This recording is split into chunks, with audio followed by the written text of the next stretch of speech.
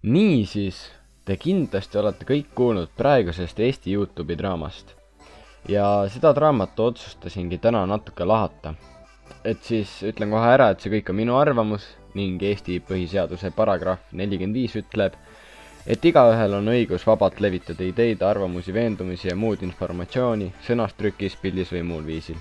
Nii et ma võin öelda, mis ma tahan ja see on lubatud. Ja kui te ei talu teist arvamust, siis palun vajutage Alt F4. Aga nüüd siis. Draama algatajaks oli siis Terminats ning selle draama peamiseks põhjuseks oli see, et Terminatsile ei meeldinud, et Delfi promob real life youtuberid. Eriti tõi ta välja siis meie Eesti oma pranksteri Sniffi. Ja Terminatsi peamine siis, nii-öelda mure oli see, et ta on teinud 8 aastat videoid juba, aga keegi ei nimeta teda Eesti YouTube'i täheks. Ja see tundus mulle suht naljakas, sest YouTube'is ei loe see, kaua sa oled teinud videoid, vaid loeb see, kui head ja nauditavad su videod on. Ja 8 aastat YouTube'i videote tegemist ei tähenda seda, et inimesed nagu peaksid vaatama su videoid, sest sa oled nii kaua neid teinud. Nii et see, et sa 8 aastat videoid teinud, see ei loe mitte midagi. Loeb see, mida sa teed. Niisiis, ja põhimõtteliselt minu peamine arvamus on see, et Terminats on lihtsalt kade, et tema kanal ei too enam vaatajaid juurde ning teised Eesti kanalid saavad siis rohkem promo kui tema, rohkem vaatajaid kui tema ja nii edasi.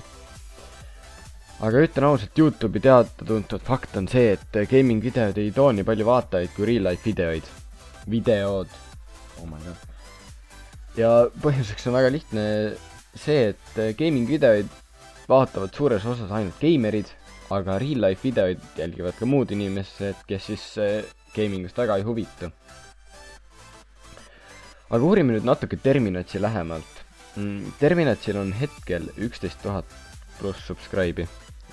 Aga viimati, kui tema video jõudis üle 10 000 vaatamise, juhtus 6. august 2014, mis on peaaegu 2 aastat tagasi.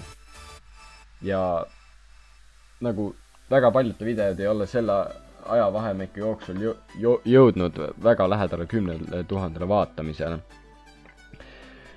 Ja nagu mõni võis aru saada, siis ma arvan, et minu arvamus on see, et draama on tekitatud sellepärast, et endale tähelepanu haarata.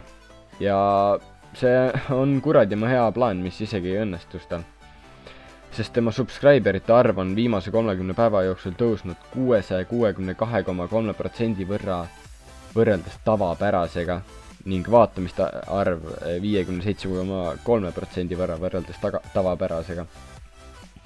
Enne selle video avaldamist kasvas Terminatsi subscriberite arv päevas umbes 23 võrra, peale videote avaldamist lausa üks päev 246 võrra. Ja nüüd siis jõuame clickbaitini. Otsustasin natuke uurida Terminatsi nii-öelda draamavideo keyword'e. Ja nagu näha on, siis esimesed 5 keyword'i ei oma mitte mingit otsest seost selle videoga. Vahepeal on siin paar seonduvat keyword'i ja siis tuleb 2 täiesti videoga mitte seonduvat keyword'i. Lisaks ei mäleta, et videos oleks mainitud midagi Crafted Universi, Carlos Kolgi, Joonas Lassi või siis Carlos Kolgi paroodia kohta. Kokkuvõttes on siis videol 26 keyword'i, millest 14 keyword'i ei oma videoga mitte mingit seost. Ja Terminats, kui sa seda videot näed, siis tahaks loogilist seletust sellele. Aga mis ma nüüd lõpetuseks ikka ütlen? Ütlen korra veel siis, et see kõik oli minu arvamus ja kui te soovite kuidagi mu arvamusele vastu vaielda kommentaarides, siis palun põhjendage ka, miks te nii arvate, sest kui sa lihtsalt ütled, et ma arvan, et Terminatsil on õigus, siis täiesti mõttetu arvamus minu jaoks, sest sa pead suutma oma arvamuse ära põhjendada.